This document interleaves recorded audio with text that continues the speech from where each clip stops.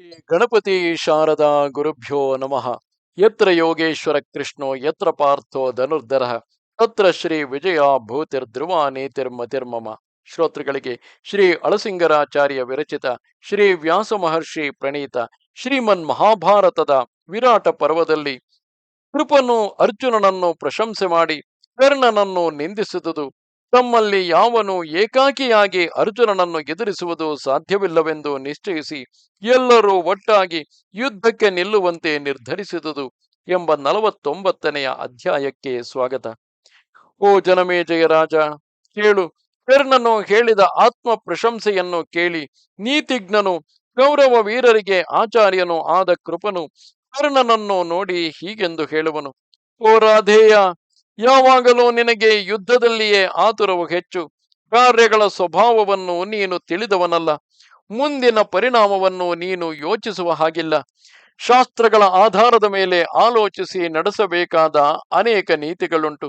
ಆ ನೀತಿಗಳಲ್ಲಿ ಬಹುಕಾಲದ ಅನುಭವವುಳ್ಳ ವಿದ್ವಾಂಸರು ಯುದ್ಧವು ಮಹಾಪಾಪವೆಂದು ತಿಳಿಸಿರುವರು. ದೇಶ ಕಾಲಗಳನ್ನು ಚೆನ್ನಾಗಿ ವಿಮರ್ಶಿಸಿ ನಡೆಸತಕ್ಕ ಯುದ್ಧವೇ ಜಯಕ್ಕೆ ಕಾರಣವಾಗುವುದು. ಹಾಗಿಲ್ಲದೆ ಪ್ರತಿಕೂಲ ಕಾಲದಲ್ಲಿ ಮಾಡಿದ ಯುದ್ಧವು ಅನರ್ಥಗಳಿಗೆ ಮೂಲವಾಗುವುದು.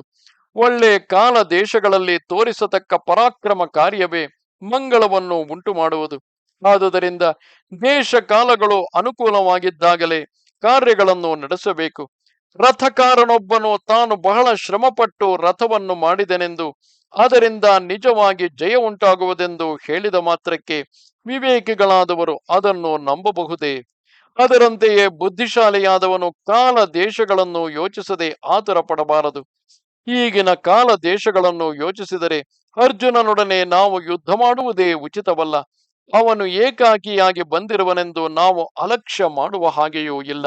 ಅವನು ಏಕಾಕಿಯಾಗಿಯೇ ಶತ್ರುಗಳನ್ನು ನಿಗ್ರಹಿಸಬಲ್ಲನು. ಹಿಂದೆ ಅವನು ಏಕಾಕಿಯಾಗಿಯೇ ಕೌರವರನ್ನು ಗಂಧರ್ವರಿಂದ ಕಾಪಾಡಿದನು. ಏಕಾಕಿಯಾಗಿಯೇ ಅಗ್ನಿಯನ್ನು ತೃಪ್ತಿಗೊಳಿಸಿದನು. ತಾನೊಬ್ಬನೇ 5 ವರ್ಷಗಳ ಕಾಲ ಬ್ರಹ್ಮಚರ್ಯವನ್ನು ಅನುಷ್ಠಿಸಿದನು. ಏಕಾಕಿಯಾಗಿಯೇ ಸುಭದ್ರೆಯನ್ನು ತನ್ನ ರಥದ ಮೇಲೆ ಇರಿಸಿಕೊಂಡು ಯಾದವರನ್ನೆಲ್ಲ ಓಡಿಸಿ ಕೃಷ್ಣನನ್ನು ತನ್ನೊಡನೆ ದ್ವಂದ್ವ ಯುದ್ಧಕ್ಕಾಗಿ ಧೈರ್ಯದಿಂದ ಕರೆದನು. ಅವನು ಏಕಾಕಿಯಾಗಿಯೇ ವನವಾಸ ಕಾಲದಲ್ಲಿ ಸೈಂಧವನನ್ನು ಜಯಿಸಿ ದ್ರೌಪದಿಯನ್ನು ಬಿಡಿಸಿಕೊಂಡು ಬಂದನು. ಅವನು ಏಕಾಕಿಯಾಗಿಯೇ 5 ವರ್ಷಗಳವರೆಗೆ ಇಂದ್ರನನ್ನು ಆಶ್ರಯಿಸಿ ಅಲ್ಲಿಂದ ಮಂತ್ರಾಸ್ತ್ರಗಳನ್ನು ಸಂಪಾದಿಸಿ ತಂದನು. ಅವನು ಏಕಾಕಿಯಾಗಿಯೇ ಶತ್ರುಗಳನ್ನು ಜಯಿಸಿ ಕೌರವರಿಗೆಲ್ಲ ಕೀರ್ತಿಯನ್ನು ತಂದನು. ಅವನು ಏಕಾಕಿಯಾಗಿಯೇ ಚಿತ್ರಸೇನನೆಂಬ ಗಂಧರ್ವರಾಜನನ್ನು ಎಂಥವರಿಗೂ ದುರ್ಜಯವಾದ ಅವನ ಸೇನೆಯನ್ನು ಯುದ್ಧದಲ್ಲಿ ಜಯಿಸಿದನು. ಅವನು ಏಕಾಕಿಯಾಗಿಯೇ ಪಾಂಚಾಲಿಯ ಸ್ವಯಂವರ ಕಾಲದಲ್ಲಿ ಅನೇಕ ಕ್ಷತ್ರಿಯರನ್ನು ಜಯಿಸಿ ಅವಳನ್ನು ತನ್ನ ಕೈ ಸೇರಿಸಿಕೊಂಡು ಹೋದನು. ಓ ಕರ್ಣ, ಆಗ ನೀನು ಎಲ್ಲಿ ಅಡಗಿಕೊಂಡಿದ್ದೆಯೋ ತಿಳಿಯದು. ಏಕೆಂದರೆ ಹಿಂದೆ ದುರ್ಯೋಧನನನ್ನು ಗಂಧರ್ವರು ಹೆಡೆಮರಿ ಕಟ್ಟಿ ಅಪಹರಿಸಿದಾಗ ಕರ್ಣನು ಬೆದರಿ ಪಲಾಯನ ಮಾಡಿದ್ದನಲ್ಲವೇ?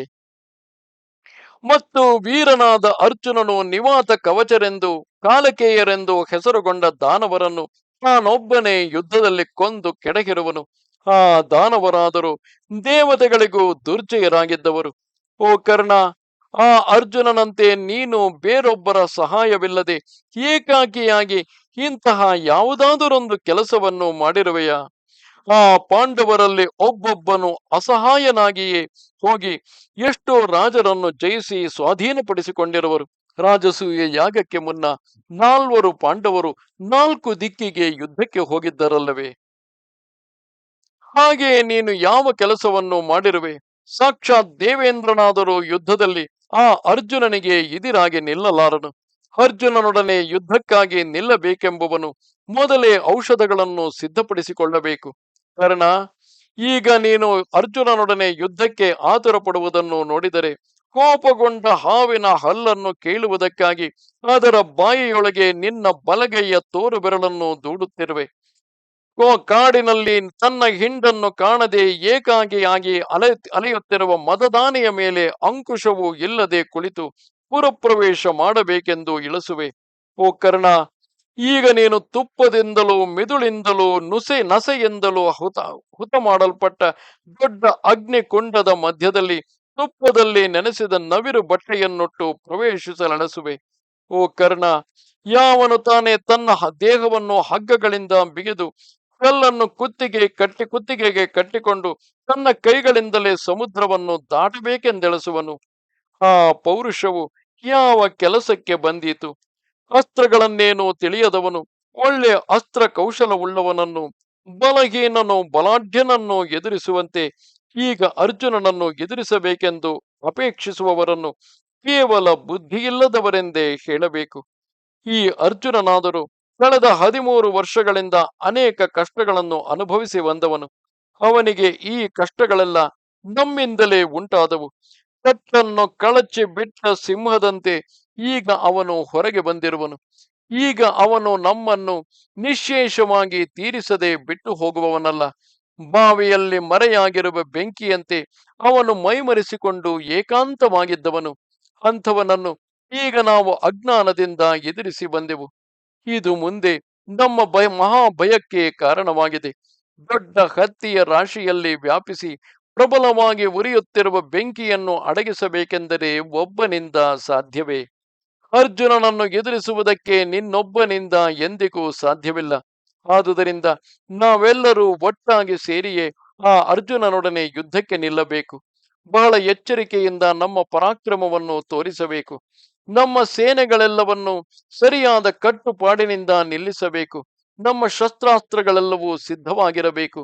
ಈಗ ಯುದ್ಧಕ್ಕೆ ಸಿದ್ಧನಾಗಿ ಬಂದು ನಿಂತಿರುವ ಆ ಅರ್ಜುನನನ್ನು, ವಜ್ರಪಾಣಿಯಾದ ಇಂದ್ರನನ್ನು ಅಸುರರು ಹೇಗೋ ಹಾಗೆ ರಥಿಕರಾದ ನಾವು 6 ಮಂದಿಯೂ ಸೇರಿ ಅವನನ್ನು ಎದುರಿಸಬೇಕು.